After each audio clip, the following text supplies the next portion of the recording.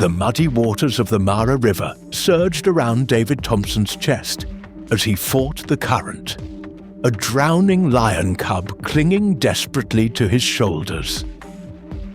Just moments before, David, a 34-year-old wildlife photographer, had been setting up his equipment along the riverbank, deep in Kenya's Masai Mara. For 8 years, he had documented the raw beauty and brutal truths of nature, always abiding by the golden rule of wildlife photography: never interfere. But when he saw the cub fall, instinct overruled training. The young lion, no more than 4 months old, had wandered too close to the swollen river. The earth crumbled under his paws, and in a blink, the cub was swept away by the floodwaters. His terrified cries pierced David's professional detachment. Without a second thought, he dropped his camera and dove into the churning current. "I couldn't just watch him drown," David would later recall. The Mara River, swollen by heavy rains, was a death trap, filled with debris, strong undertows, and crocodiles.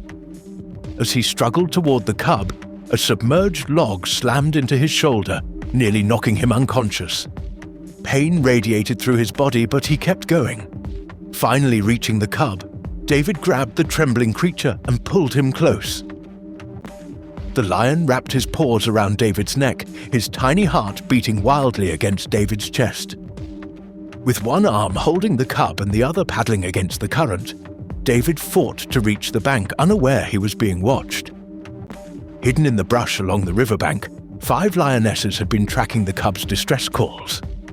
The pride had been searching for their missing young, and now they watched as a human carried him to safety.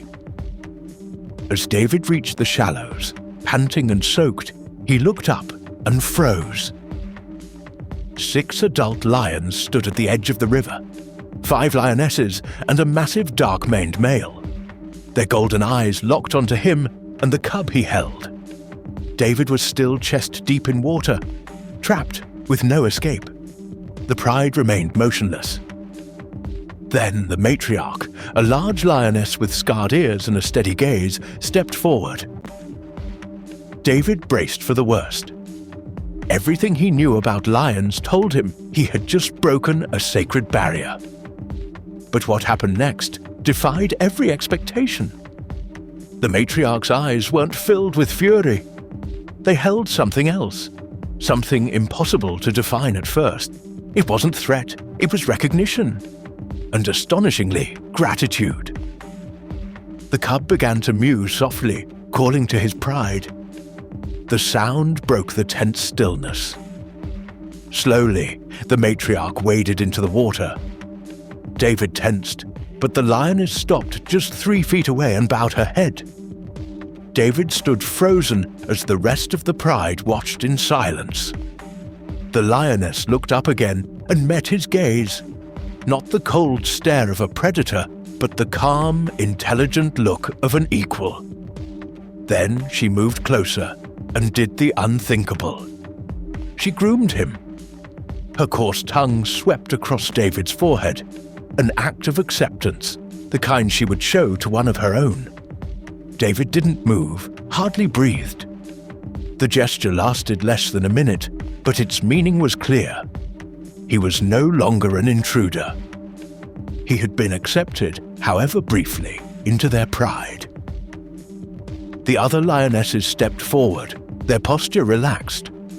The massive male approached, lowered himself to the ground, and lay watching, alert but not aggressive. David, still carrying the cub, began to wade slowly toward the bank. The lions parted for him, forming a corridor to safety. As David knelt and placed the cub on the muddy shore, the reunion began instantly. The matriarch rushed forward, nuzzling and inspecting her cub, purring with relief. One by one, the lionesses approached the young one, gently sniffing him. The male came last, lowering his great head to touch noses with the rescued cub. David, kneeling nearby, should have been terrified. Instead, he felt a sense of awe. He was witnessing the emotional fabric of a wild lion pride, a moment of connection that few humans had ever seen. Later, wildlife biologist Dr. Sarah Mbeki would study David's action camera footage, which had been recording the entire time.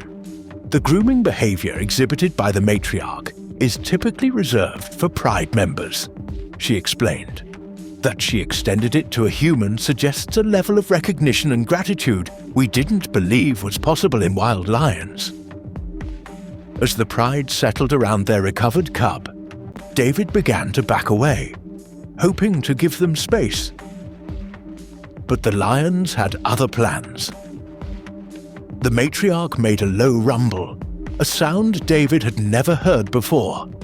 The pride stirred. Then, astonishingly, they formed into two parallel lines, creating a clear path from David to the acacia tree where his gear still waited, an escort. The matriarch took position on David's right, the male on his left.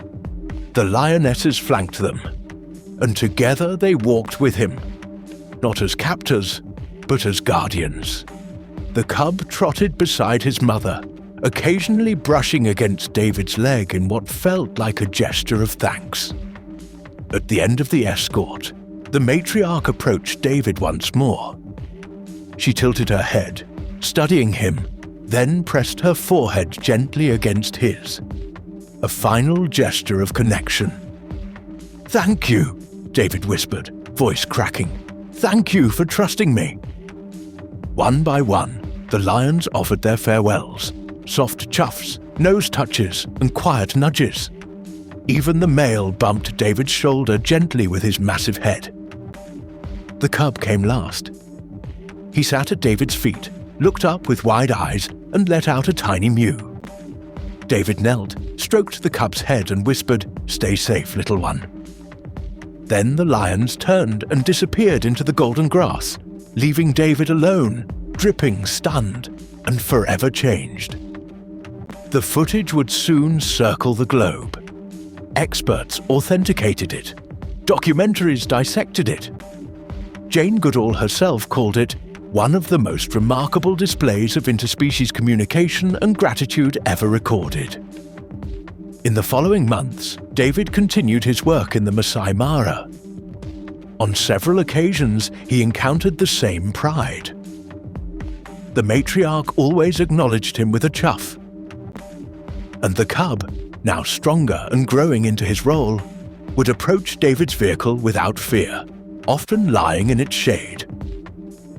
Local guides began calling him Simba's brother, a man adopted, however briefly, into a lion pride. Dr. Mbeki later founded the Thompson Mara Research Foundation, dedicated to studying the cognitive and emotional intelligence of wild animals. Her landmark paper concluded, "What we witnessed wasn't just behavior. It was gratitude, recognition, honor. These aren't just human values. They are universal." For David Thompson, who set out that day only to photograph lions, the experience was far more than a career-defining moment. It was proof that compassion is not bound by species. It's a language, instinctive, ancient, and shared by all who dare to feel.